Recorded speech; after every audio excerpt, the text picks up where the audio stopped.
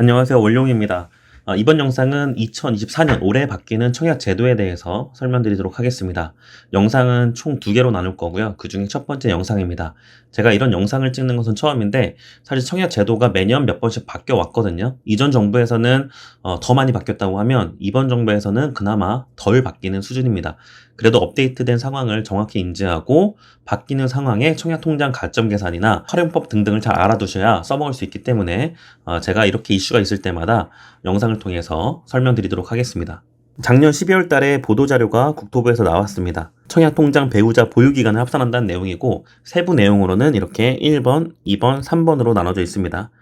이렇게 보면 되게 글자가 많고 해석이 어려워 보일 수도 있기 때문에 하나하나씩 뜯어볼 텐데 1번하고 2번하고 3번 이렇게 쪼개서 하나하나 다시 살펴보도록 하겠습니다. 그 전에 앞서서 왜 이렇게 청약 제도를 계속 개선하는가? 요인은 뭐냐? 청약통장의 해지가 늘었고 해지로 인해서 청약통장 납입금이 줄어들었기 때문입니다. 그러면 청약 납입금이 줄어들면 무슨 문제가 생기냐면 청약통장에 들어간 돈은 주택도시기금의 재원으로 사용됩니다. 그래서 이 재원이 감소가 된다는 거죠. 주택도시기금은 우리가 많이 알고 있는 디딤돌 대출 또는 전세자금 대출 이렇게 무주택 및 서민들의 주택 자금 지원에 사용돼야 되는데 이게 줄어들다 보니까 정책 자금의 재원 자체가 줄어들게 되는 거죠. 그래서 이 청약통장 해지를 막고 신규 유입을 늘리기 위한 목적으로 이미 작년 8월 달에 나왔습니다. 어떤 정책이 나왔냐? 청약 저축금리를 2.1%에서 2.8%로 인상한다는 얘기였습니다. 지금 보면 2.8%가 되게 매력적으로 느끼지 않죠? 왜냐? 작년에 금리가 많이 올라서 그랬습니다. 본래 일반 입출금 통장은 지난 몇 년 동안 1% 전후의 금리로 아주 낮았는데 작년에 금리가 높아지다 보니까 청약통장 2배 이상의 금리를 주는 것처럼 보이는 청약통장 금리가 상대적으로 낮아졌기 때문에 일반 입출금 통장만큼은 올리자 해서 이렇게 올리게 된 것인데 그럼에도 불구하고 청약통장 해지가 계속되었습니다. 그래서 이번에 추가로 청약 제도 개선을 또 함으로써 청약통장 해지를 또 막겠다는 얘기입니다. 금리 외에 그러면 왜 더 해지가 늘어났느냐? 그 배경을 잠깐 살펴보면 최근에 분양가 많이 올랐죠. 1년 사이에 분양가가 10에서 20%나 올랐습니다. 청약통장을 사용하는 목적은 새 집을 싸게 마련하기 위한 것인데 새 집은 좋으나 비싸게 분양한다라는 게 가성비가 없어진 것이죠. 그리고 청약통장을 사용해서 가성비가 있을 만한 동네는 뭐냐? 분상제 아파트인데 이 분상제 아파트는 우리가 알고 있는 투기과열지구 또는 공공택지, 즉 신도시인데 이 신도시나 투기과열지구는 분양가가 저렴하다 보니까 그만큼 많은 청약통장이 몰리면서 고스펙자 아니면 또는 극악의 경쟁을 뚫고 추첨제에 당첨되지 않으면 실효성이 없다고 판단하신 거죠. 그래서 많은 분들이 청약통장을 해지하고 생활비로 쓰거나 다른 투자금의 명목으로 쓰거나 이런 사례가 좀 많아졌던 것 같습니다. 정리하면 청약제도의 개선은 즉 청약통장 해지를 막기 위함이다. 그렇다면 그 방법이 뭐가 있느냐? 3가지를 하나씩 살펴보겠습니다. 첫 번째, 배우자 통장 가입 기간에 50%까지 최대 합산을 해준다고 합니다. 이게 무슨 말이냐고 하면 최대 3점이잖아요. 그러니까 최대 3점을 받을 만한 가입 기간 자체를 배우자를 인정해 준다는 얘기입니다. 부부 중 한 사람이 청약통장 가입된 상태고 다른 한 사람이 가입하지 않았다고 하면 이 청약통장을 가입하게 함으로써 주택도시기금의 재원도 마련하고 또는 신규 가입한 배우자의 가점까지도 높여준다는 얘기입니다. 실은 두 부부가 오래된 통장이라고 하면 추가로 가점이 올라갈 일은 없는데 보통 한 가정에 통장 한 개만 있어도 된다라고 생각하는 분들도 꽤 많기 때문에 추가로 가입을 함으로써 기존 점수보다 올려서 당첨 가능성을 높이게 한다라는 그런 의도가 있는 것이죠. 청약통장 가입 기간에 따라서 점수는 이렇게 됩니다. 6개월 미만 가입, 막 가입을 했잖아요. 그러면 점수가 1점이고요. 1년이 안 됐다. 그러면 2점입니다. 이렇게 매년 1점씩 상승을 하는데 그러면 최대 3점이 합산이 되려고 하면 배우자가 없던 통장을 가입하고 나서 몇 년 지나면 되냐? 즉 4년 이상 지나면 됩니다. 표로 정리한 걸 다시 볼까요? 민영아파트 일반 공급에 넣을 수 있는 일시 통장 가점 점수는 총 3가지 항목을 합산해서 만점 84점을 받게 되는데 이 중에서 청약통장 가입 기간은 최대 15년 이상 부었을 때 17점이 최고 점수입니다.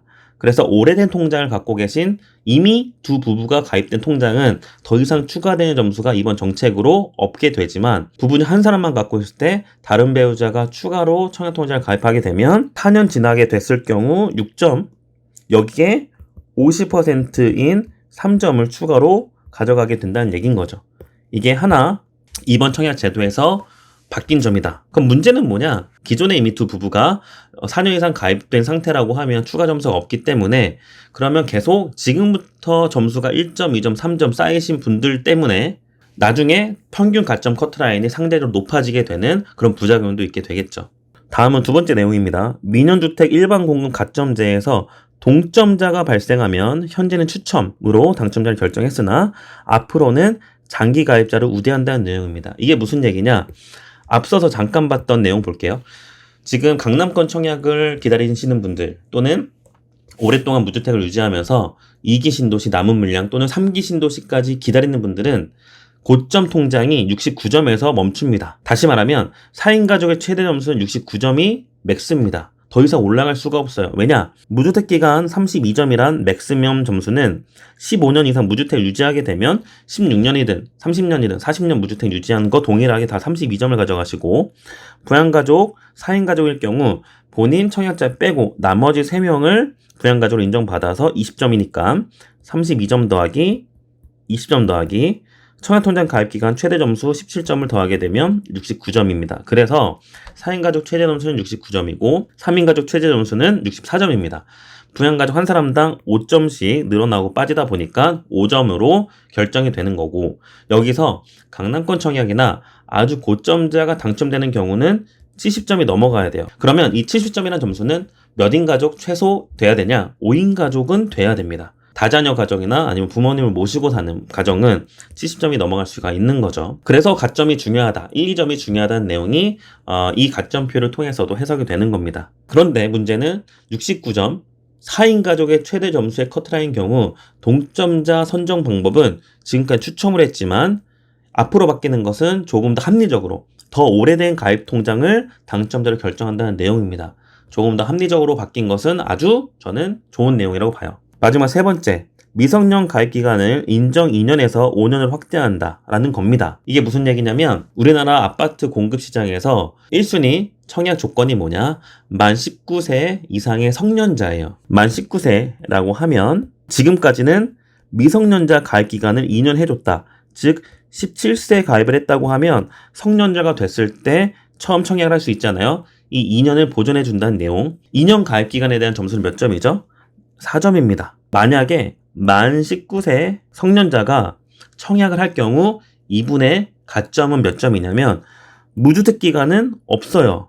왜냐? 혼인을 안 했고 만 30세 이하라고 하면 무주택이라고 하더라도 무주택 기간이 없습니다. 0점.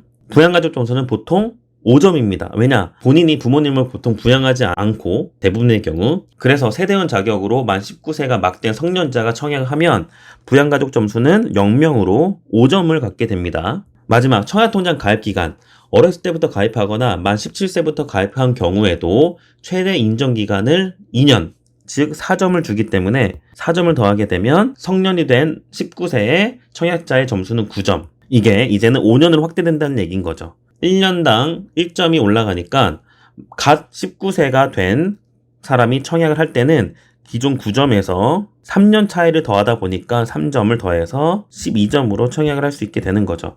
이게 실효성이 있나? 있을 수도 있습니다. 누군가는 여러 가지 사정으로 본인이 세대주인 경우도 생기고 부양가족이 있는 경우도 있어요. 그래서 만 19세가 되었을 때 당첨이 되고 실제 계약까지 이뤄진 사례도 간혹가다 있습니다. 즉 대학생 1학년, 2학년 성년들도 당첨되어서 계약한 사례가 종종 발생하는 겁니다. 이 3점 차이가 굉장히 크다는 얘기예요. 이분들이 만약에 30대, 40대가 되었다라고 하면 이 3년 차이는 결코 좁힐 수 없는 차이도 됩니다. 세 가지 청약제도 바뀌는 내용들은 각각 시행일이 다릅니다. 1번과 2번 가점자 배우자 통장기간 합산 최대 3점과 가점자 동점자 발생 시 장기가입자 우대한다는 내용은 올해 3월 25일부터 시행을 하고 마지막 미성년자 가입기간 인정 확대는 올해 1월 1일부터 시행된 상태이지만 인정기간 확대분이 반영된 청약 신청은 7월 1일부터 가능하다고 합니다. 이것까지 알아두시면서 청약 올해 바뀌는 내용들 참고하시기 바랍니다. 다음에 두 번째 영상 올해 바뀌는 청약제도 내용으로 다시 한번 설명드리도록 하겠습니다. 이상 원룡이었습니다.